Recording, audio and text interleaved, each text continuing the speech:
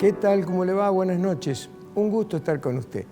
Bueno, como todos los miércoles, a esta hora, un nuevo programa de Medicina para Todos.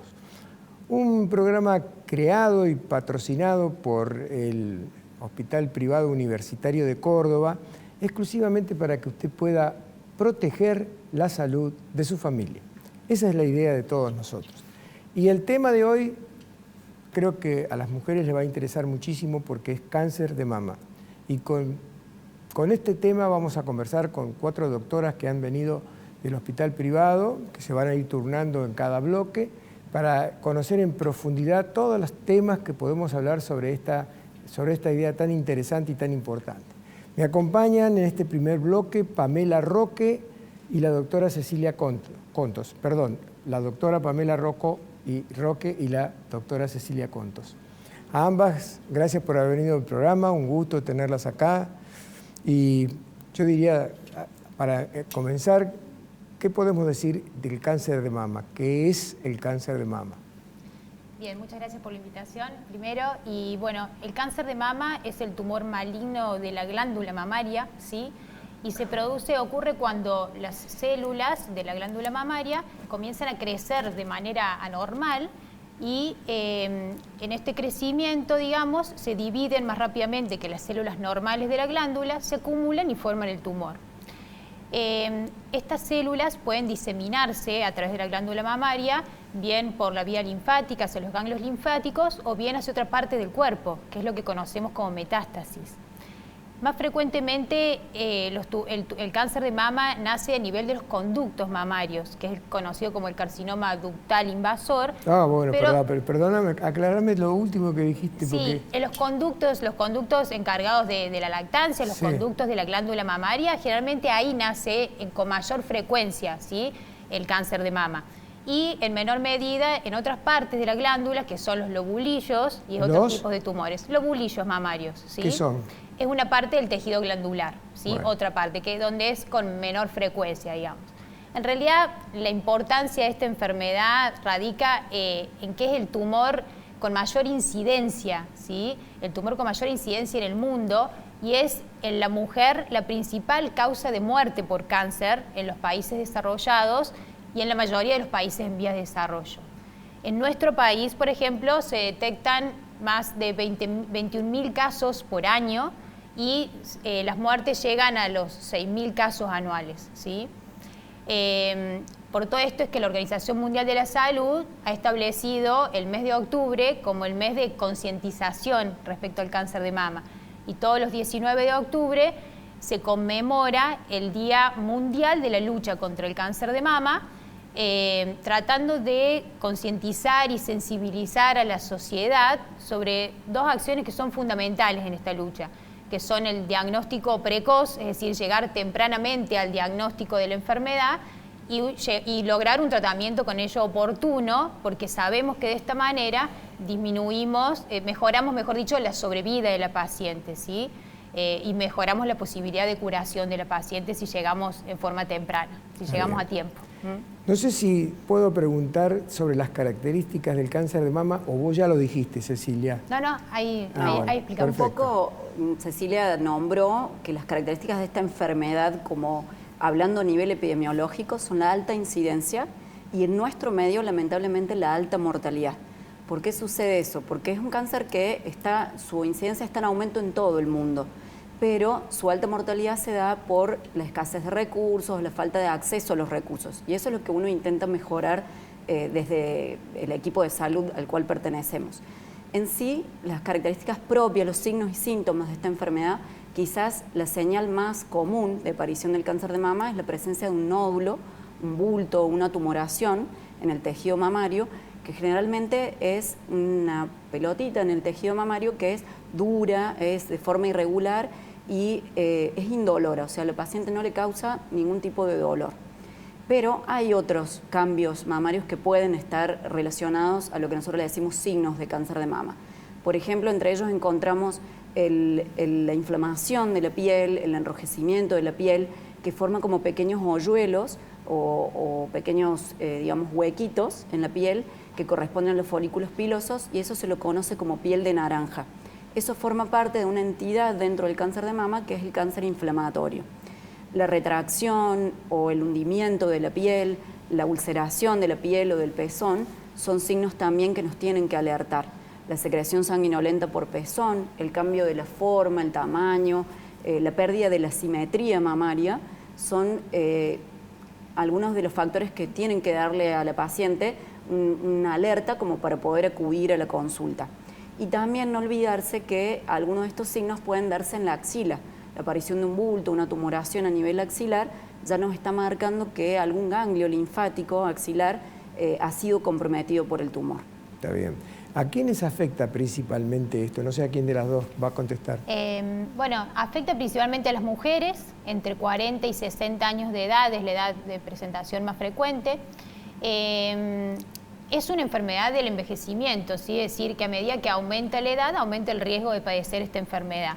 Sin embargo, hasta un 5% de los casos se detectan en mujeres jóvenes, mujeres de menos de 40 años. Y en este grupo etario, digamos, el problema radica en la dificultad para el diagnóstico, ¿sí? Porque generalmente son mujeres que no están bajo un programa de screening, es decir, de estudio mamográfico anual, que ya vamos a hablar a partir de qué edad se hace, etcétera, pero cuando son menores a 40 años no están bajo este programa, digamos, de estudio, entonces se llega generalmente en estadios más avanzados al diagnóstico, ¿sí? Claro. Y hasta en un 30% de los casos en nuestro país se diagnostican en estos estadios avanzados. Y como dije recién, eso es fundamental para el pronóstico, digamos, y para la sobrevida de la paciente. Está bien. Ahí me se enseña que nos quedan 30 segundos y quería saber cuáles son los factores de riesgo para este tipo de enfermedad. Bueno, los factores de riesgo, sin duda el ser mujer es el más importante, ¿sí? Porque el 99% de los cánceres de mama se producen en la mujer, en el hombre el porcentaje es muy bajito, de un 1%. El ser mujer. Después la edad, como dije, a mayor edad, mayor riesgo. También tenemos factores de riesgo como haber comenzado con las menstruaciones en forma temprana, antes de los 11 años es un factor de riesgo, o que se retiren los ciclos menstruales después de los 55, el no haber tenido hijos o tenerlos a una edad más avanzada de los 30 años. Y después tenemos otros factores de riesgo que son modificables, como por ejemplo el tabaquismo, que también aumenta el riesgo de enfermedad cardiovascular, el alcoholismo, que dentro de los factores de riesgo, digamos, de dietarios es uno de los más caracterizados, y hablo de tomar alcohol en forma habitual, un trago por día, una copa diaria, ya aumentaría ligeramente el riesgo de cáncer de mama. El sobrepeso, sobre todo el sobrepeso en la paciente posmenopáusica, porque en la grasa periférica, en las células adipocitos, aumentan los estrógenos, y estos estrógenos son los responsables del aumento del riesgo en pacientes posmenopáusicas con sobrepeso, y los factores familiares y hereditarios, ¿sí? Porque sin duda los antecedentes familiares son de gran peso en esta enfermedad. Sin embargo, el 70% de los cánceres de mama ocurre en pacientes que, o sea, es esporádico, o sea, pacientes que no tienen ni antecedentes familiares ni mutaciones genéticas. Entonces eso es fundamental para el que dice, no tengo antecedentes en mi familia, no me voy a hacer estudios. No, es un grave error, porque como dije, el 70% se presenta en estos pacientes en donde no tienen estos antecedentes familiares. Está muy bien. Vamos a hacer una muy pequeña pausa, apenas 30, 40 segundos, y volvemos. Y vamos a ver en el próximo bloque un poco el tema de la prevención de todo esto que estamos hablando.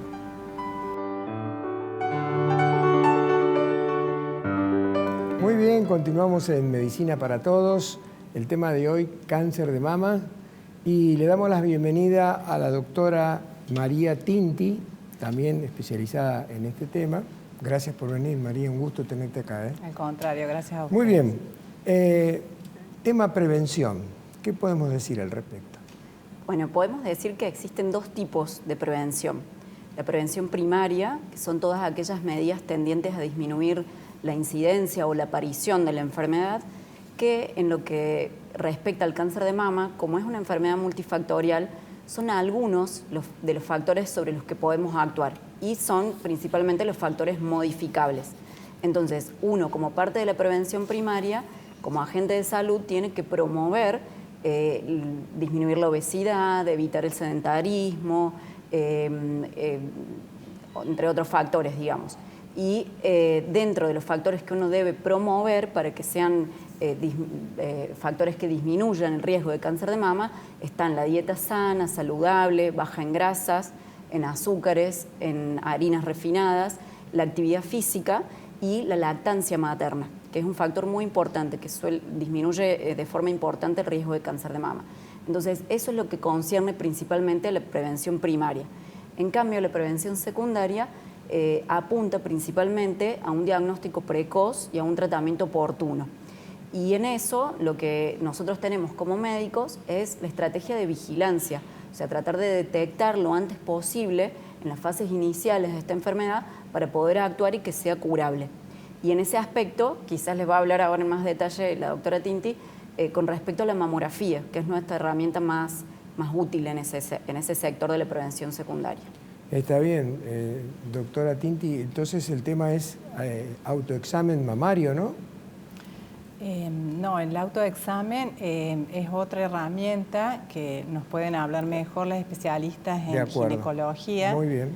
Que pueden indicarla a las pacientes, pero en realidad la prevención secundaria apunta más bien al diagnóstico temprano, a detectar la enfermedad en las primeras fases, cuando es más fácilmente curable, ya que sabemos que cuanto más precoz se hace el diagnóstico, más chances hay de curación y los tratamientos son menos agresivos.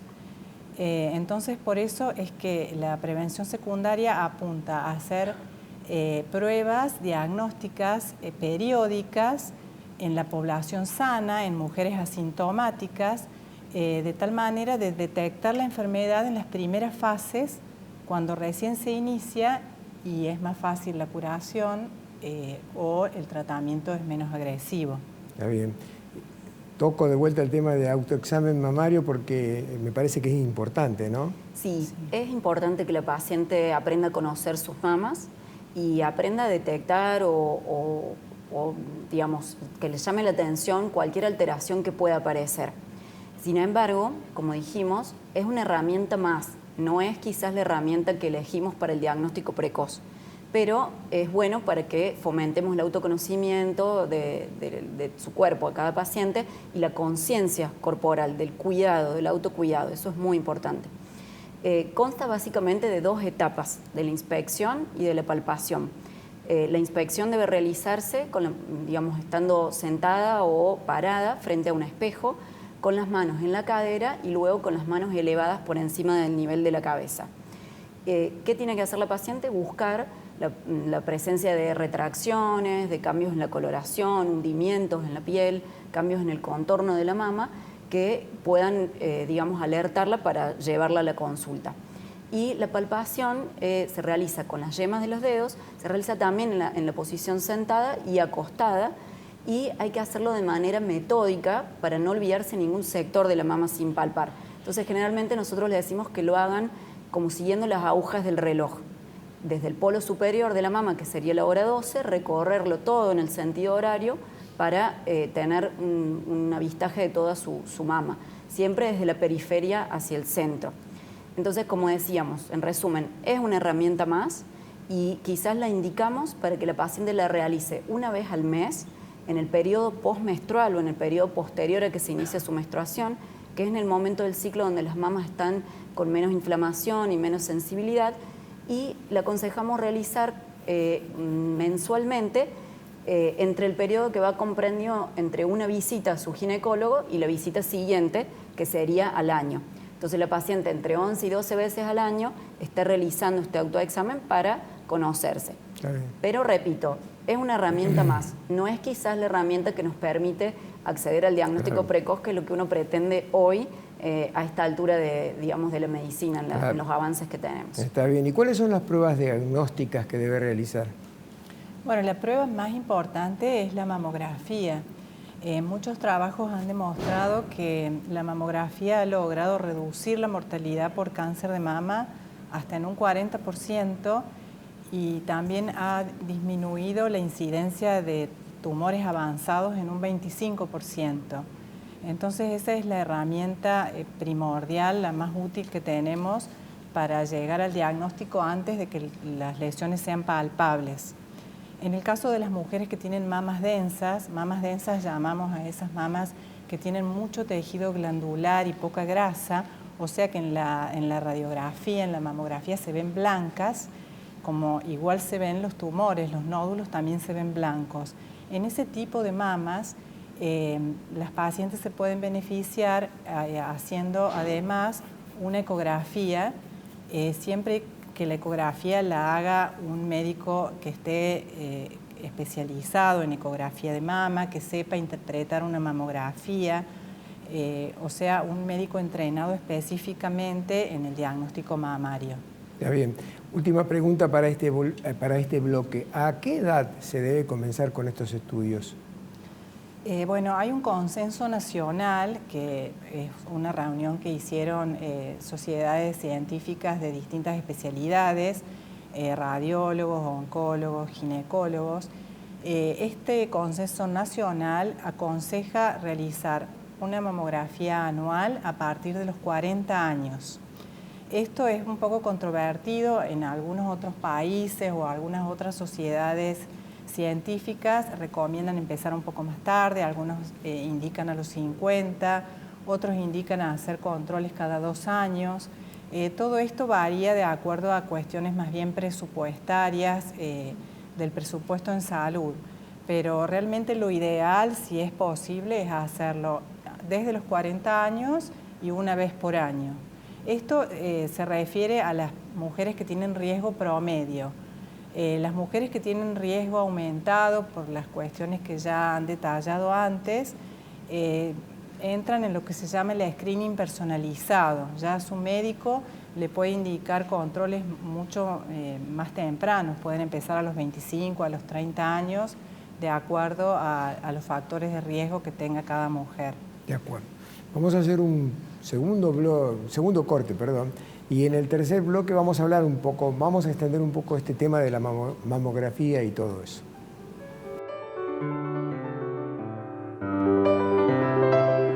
En Medicina para Todos, el tema de hoy, cáncer de mama, y le damos la bienvenida a la doctora Paula Caeiro.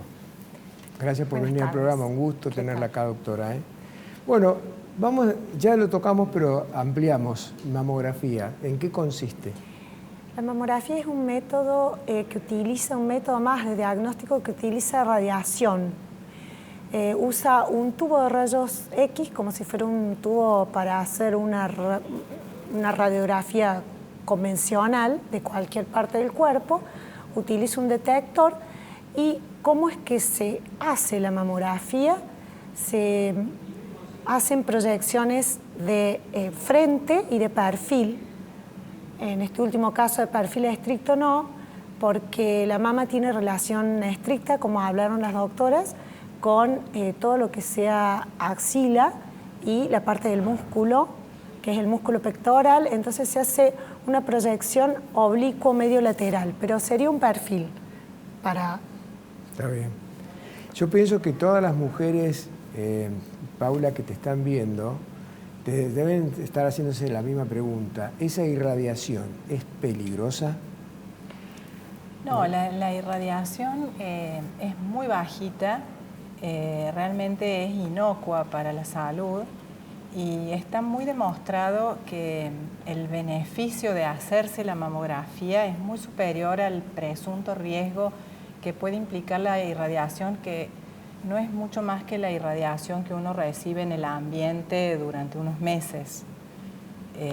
Realmente no es considerable como un peligro. Es como si se pudiera... Siempre y cuando se haga a la edad indicada y con los intervalos apropiados. Es decir, que no tiene tal vez tanto riesgo como cuando uno se pone 6 horas bajo el sol para broncearse. Totalmente, ¿no? Está recibiendo una irradiación solar muy fuerte. Seguro que eso es más nocivo. Está bien. ¿Y la ecografía, qué podemos decir?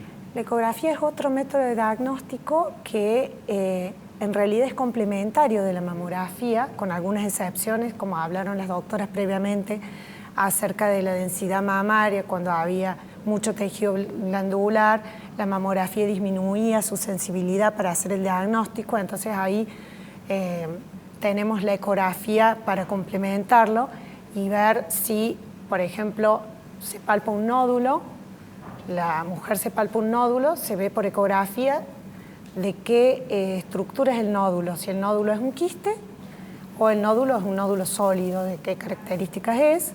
Sirve además para hacer punciones, de histología, punciones para ver si ese nódulo es bueno o es malo, como guía. Lo utilizamos mucho en la práctica diaria. Bueno, sirve para evaluar a pacientes jóvenes, menores de 40 años, para control, para aquellas que tienen mamas muy densas, con mucho tejido glandular, o para aquellas que se palpan algún nodulito. Y también se utiliza en las mujeres embarazadas, en las mujeres lactantes, también como método complementario, cuando mediante otro método de diagnóstico, como es la resonancia de mamas, cuando ya ha habido un diagnóstico de cáncer de mama, nosotros queremos rever alguna parte de esto, algún nódulo, algo que se vea por resonancia. Está bien. Es muy utilizado y tiene amplias ventajas con respecto a los otros métodos, pero tiene una gran desventaja, que es la de que es operador dependiente.